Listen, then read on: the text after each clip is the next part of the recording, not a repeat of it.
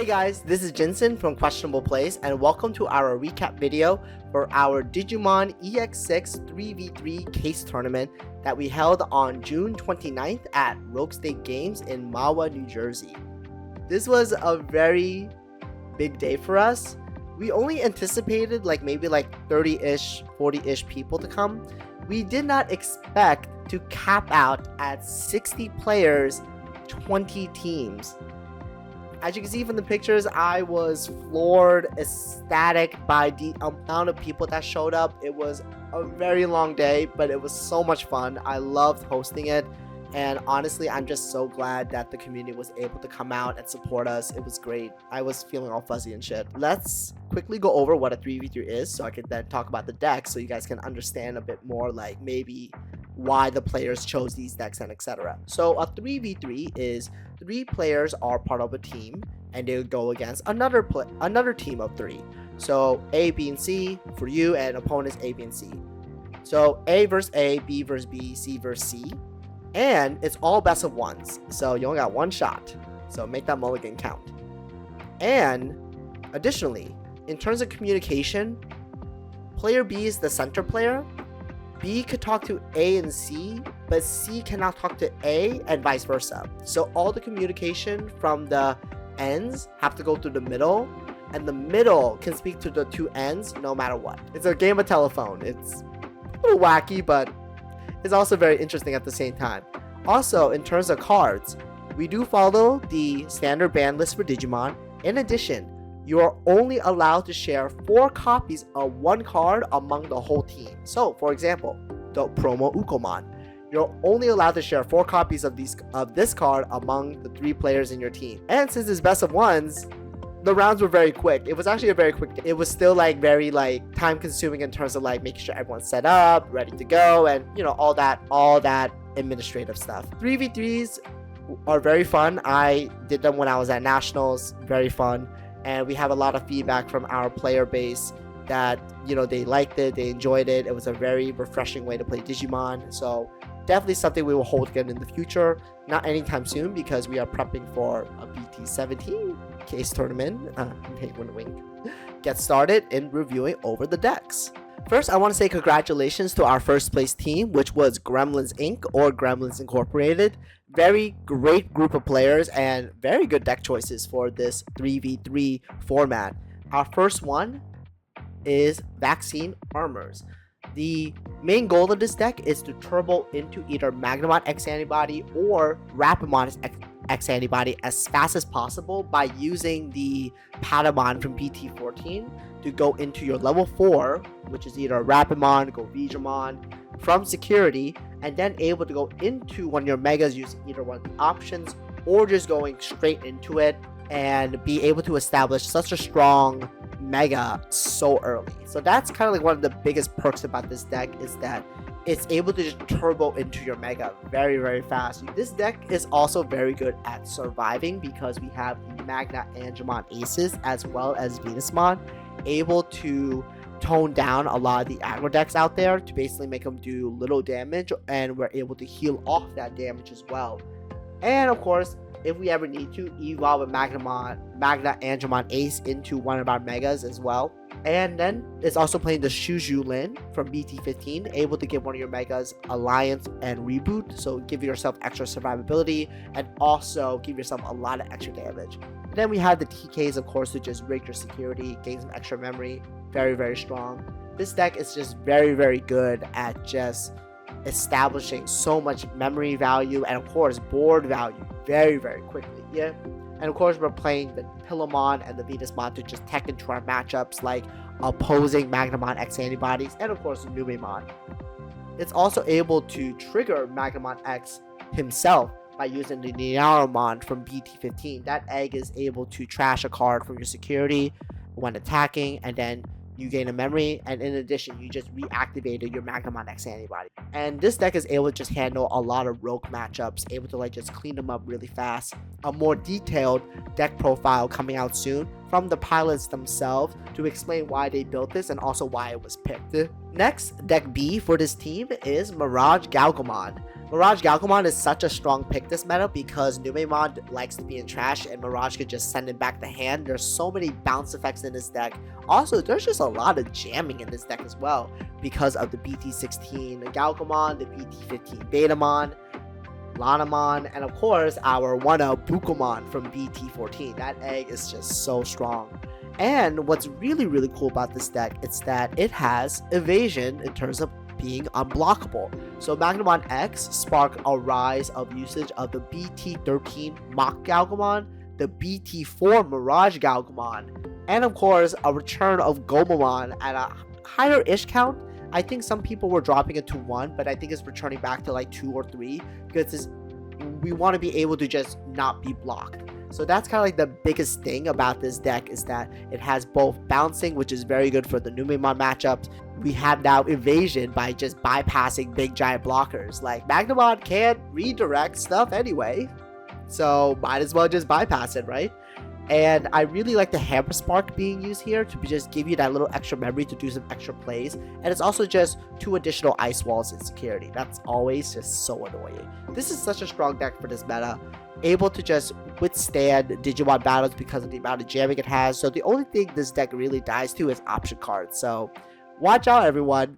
So the final deck on Team Gremlins is the 7th grade Demon Lords. This is the featured deck from EX6. The egg, which is the Gate of Deadly Sins, wants to put Demon Lords from trash into its sources to further reduce the play cost of the Demon Lords that it's playing.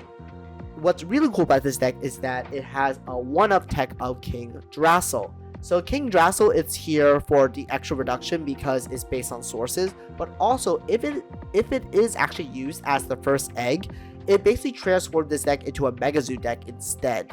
So very interesting how this deck has 2 modes of play. Another awesome feature about this deck, it has a lot of removal from the Megas. That's pretty much like the Royal Knights aspect. It has a lot of removal.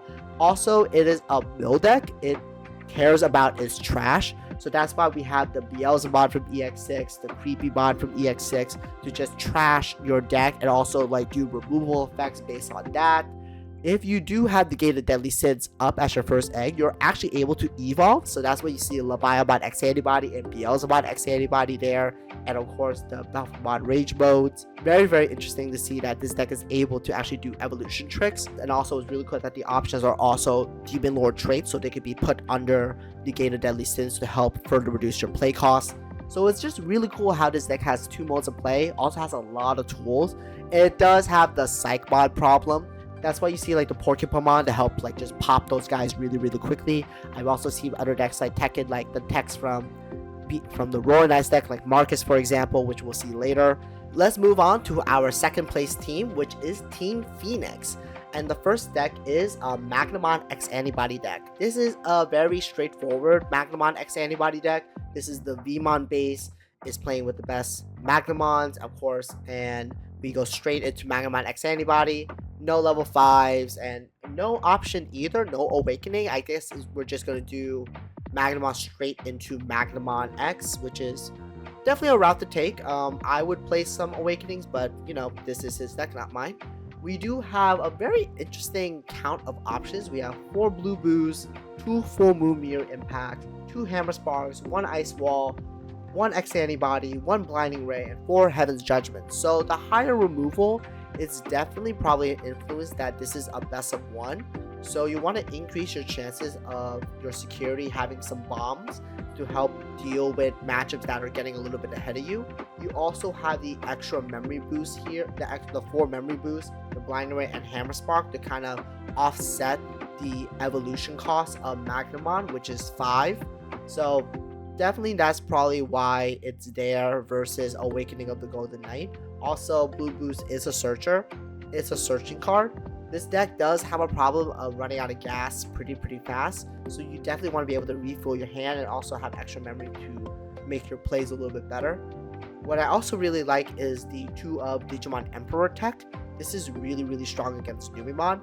Able to like punish them for playing Ukomons And if you get the Digimon Emperor out early enough, that means like a lot of those Ukumons are not able to come out of raising unless your opponent wants to give up the turn, basically, because 2 Digimon Emperors being landed is pretty much, I think, a turn loss for Numemon if they don't have anything else going on.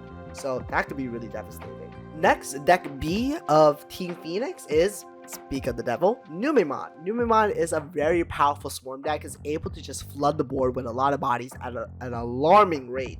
Able to just chip, and then go for the game. So what's really cool about this version of the deck is that it is playing 4 Valkyremon aces. This means that this guy is definitely leaning towards, I want to do a lot of damage really fast, since I'm able to just be a level 5 very fast. Also, I can threaten Valkyrie ace almost every turn. So what's really cool about the Numemon deck is that it is taking full advantage of not only the Ukumons, but EX5 Edamon. EX5 Edamon gives one of your opponent's Digimon minus 3 KDP and force it to attack at the start of their main phase. So this means you basically force a Blast Evo. And Valkyremon Ace is such a strong card because not only does it blanket 5 KDP for the remaining of the turn, it also could blow up something 8 KDP or less. So after the reduction, you're able to just pop like a lot of things, maybe a Mega. So definitely a very strong combination right there. Protoform is such a crazy card in this deck, able to recycle a lot of important pieces such as the Monzimons.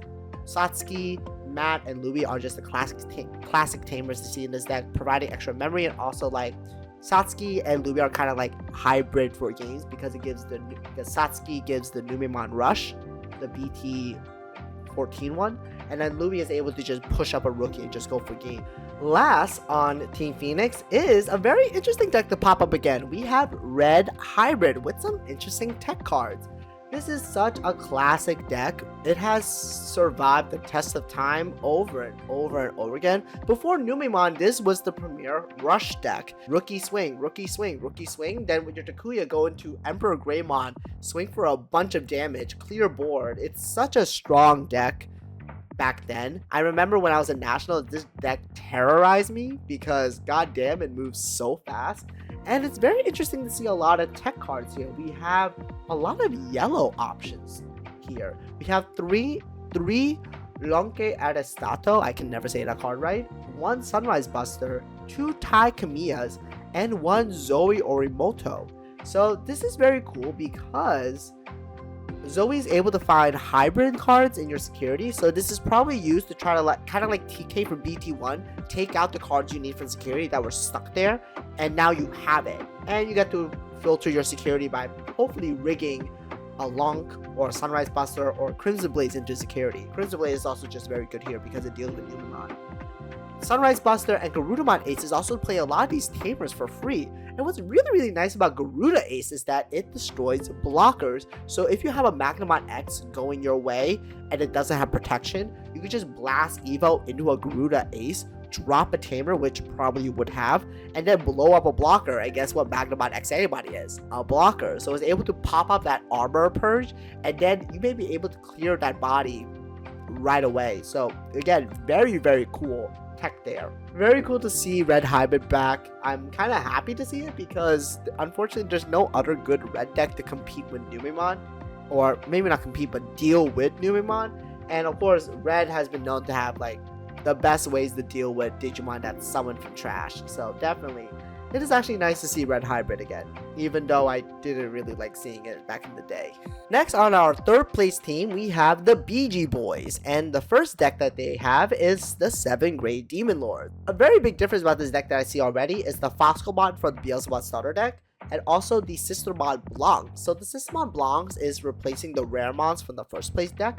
And of course the Foxcomon here is just a blocker at a 3 cost versus the Porcupamon that you saw in the first place deck, which was a 4 drop. Even though it does trash, I think the pilot here just decided to go with the cheaper blocker so it could deal with the aggro decks. That is something I did forget to mention for the 7th Grade Demon Lord deck. Its worst matchup is very fast aggro decks, so having cheap blockers that you can play immediately could hopefully give you that little extra churn. Otherwise, most of this deck is pretty similar, minus, of course, Digimon Emperor and Marcus.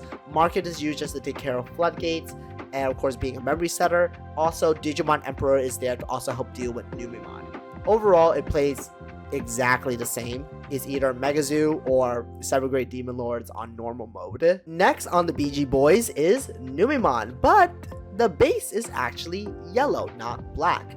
So this deck is about countering the mirror. We have Pillowmons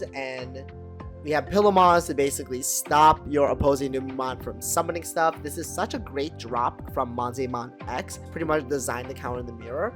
And also, it does still deal with Magnamon X Antibody pretty effectively, because I do see a very interesting option card, Blast Fire. Blast Fire changes your opponent's Digimon to 3k DP into the end of their turn. So this means when you do the Edamon bait with Blast Fire, actually probably not even gonna do the Blast Evo, because this now makes your Edamon able to delete the opposing Magnamon X Antibody or whatever big giant Digimon that your opponent has, because it's now a 3k DP Digimon rather than whatever it is. Of course, if there's DP modifiers and etc., that's where of course the bait into Valkyrie Ace comes in, able to just clear out the rest of the DP, deleting it, and take care of it from there.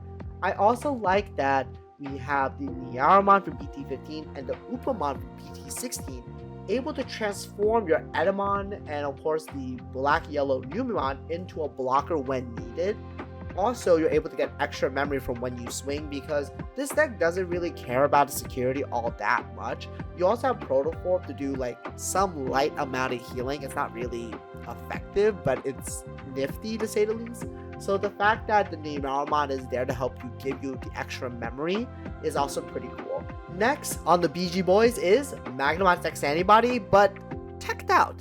We do have level 5s here, which is Edamon and Magna Angemon Ace, to not only give you some extra recovery, but also gives you a bridge into your level 6s if you miss Awakening of the Golden Digizoid, because this deck does play 4 Gold Vidramons. So unfortunately, Gold Vidramon, that's a long name, can't just evolve straight into Magnamon X Antibody due to card reasons. So that's why we need Awakening here. But that's why we have the level 5s here to kind of like act as backups, just in case we don't have the option. Also, this is just another cool way to apply the Edamon from EX5. I actually used to play it myself, and it's such a cool way to just answer the mirror and of course other matches by forcing things to attack, going to Valkyrie Ace, and just controlling the board that way. We also have the Davis and Ken from BT16 to act as additional promo Davises to drop the VMons for free and return them back to our hand to be used again for later.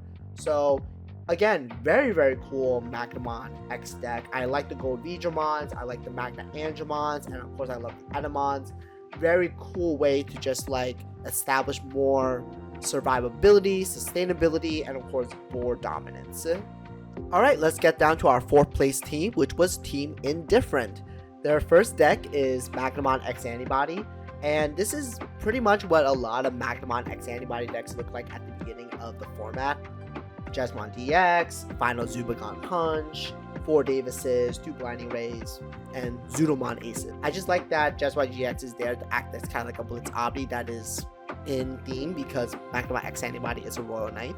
So again, this is a very cool deck. I like the Final Zubagon Punch. I just took them out personally myself when I played this deck, because I found that they weren't really doing much. There's just too many option cards in my hands that can't be used right away, and I'd rather have something to be used rather than not. So again, my personal preference there. Next on Indifferent is Numemon. This is the purple base, a very popular base too. This is actually used by one of my friends as well. He is a very hard stand on the purple base.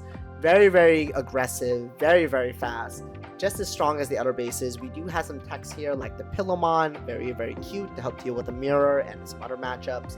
It plays relatively the same as the other Numemon decks that we saw. The only difference is, of course, the bases. This base is just, of course, better at setting up your trash more quickly, so you're able to like spam the Numemons like a lot more faster potentially. So that's kind of like the differences between each Numemon variant is how fast or slow do we go, or how fast do we set up our trash, and what do we value the most, of course. I just found that it's really cool that Numemon has the flexibility to be like different bases and still have like all relatively the same game plan. And finally on Team Indifferent is another very cool, interesting deck to pop out of BT16. It's Tyrant Kabuterimon. So Tyrant Kabuterimon is a very interesting green deck because it's like a pseudo X antibody deck in a funny way, because the Mega Tyrant Kabuterimon can go on top of other insectoid Digimon with a play cost of 13 or less. So Shivamon, the Hercules Kabuterimon, and of course the Grand Kawakamon Ace can actually evo into Tyrant Kabuterimon. So it's kind of like a pseudo X antibody or a pseudo level 7. It's a very interesting way to do this line. So what's really cool about this Tyrant deck is that Tyrant loves to spam Megas, Ultimates at a reduced play cost, and then it has protection when it is suspended, and it has a lot of attack redirection, which is actually very good against Magnemon X. So this is such an interesting deck because you have a lot of these like interesting suspending tricks going on. It's also very good at like surviving because when it's suspended, it's unaffected by all Digimon effects. So you have to resort to using expensive option cards to get rid of these big bodies. And there's not a lot of option cards that do board wipes. So you have to face down a whole board of giant insects ready to just destroy your security, and you have to figure out some way to answer the board without relying on Digimon effects. So I'm glad to see a Tyrant Kabuterimon deck to actually be in our 3v3 and actually do pretty well. Okay guys, that is it for our recap. I hope you guys enjoyed all the deck lists that were featured, and of course I hope you guys join us for our future events. We do have a BT17 case tournament coming up on August 10th at Rogue State Games. We're very excited to host that one. I hope the whole community light it up like we did for EX6. That will be amazing. I would love to see everyone there to have a great time and also just play Digimon, which is a game we all love. So that is it for this recap. I'll see you guys again for our next video.